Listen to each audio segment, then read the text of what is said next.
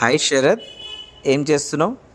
Sir, నేను డేటాని organise చేయడానికి ఇన్సర్ట్ మెనూలో కావాల్సిన షేప్స్ని డ్రా చేసి కంట్రోల్ ప్రెస్ చేస్తూ రిమైనింగ్ షేప్స్ని ఇన్సర్ట్ చేస్తున్నాను.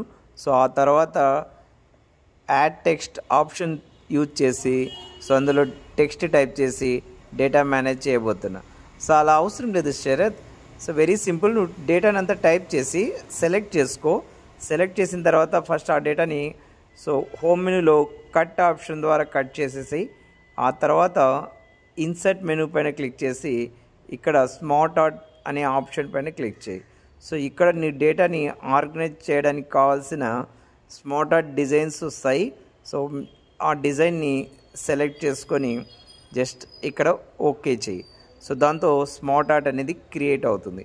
ఇందాక మనం కట్ చేసిన టెక్స్ట్ని ఇక్కడ పేస్ట్ చేయాలి. దీనికోసం ఇక్కడ ఆల్రెడీ ఉన్న బుల్లెట్స్ని బ్యాక్ స్పేస్ ద్వారా డిలీట్ చేయి. ఆ తర్వాత పేస్ట్ ఆప్షన్ని పైన క్లిక్ చేయి. పేస్ట్ ఆప్షన్ పైన క్లిక్ చేస్తే నువ్వు చేసిన డేటాకి సంబంధించి స్మార్ట్ ఆర్ట్ అనేది ఈజీగా క్రియేట్ అవుతుంది. ఈ స్మార్ట్ ఆర్ట్కి డిజైన్ మరి మనం మార్చుకోవచ్చు. డబుల్ క్లిక్ చేస్తే ఇక్కడ smart art tool bar open అవుతుంది. ఇందులో డిఫరెంట్ స్మార్ట్ ఆర్ట్స్ ఉంటాయి. వాటిని మనం సెలెక్ట్ చేసుకోవచ్చు. అలాగే ఇక్కడ కలర్ యాడ్ చేసుకోవచ్చు. ఈవెన్ కావాల్స్తే ఇక్కడ 3D ఆప్షన్స్ కూడా అప్లై చేయొచ్చు. ఇక్కడ ఇలా క్లిక్ చేస్తే స్మార్ట్ ఆర్ట్ స్టైల్స్ వస్తాయి. వాటిలో స్మార్ట్ ఆర్ట్ కావాల్సిన స్టైల్ని కూడా ఇక్కడ యాడ్ చేయొచ్చు. స్మార్ట్ ఆర్ట్లో అడిషనల్గా ఏదైనా షేప్ యాడ్ చేయాలంటే ఇక్కడ యాడ్ షేప్ అని ఉంటుంది. యాడ్ చేసి అందులో టెక్స్ట్ని టైప్ చేసుకోవచ్చు. ఇట్లా ఈజీగా డేటాని ఆర్గనైజ్ చేయడానికి మనకు స్మార్ట్ ఆర్ట్ అనేది యూజ్ అవుతుంది.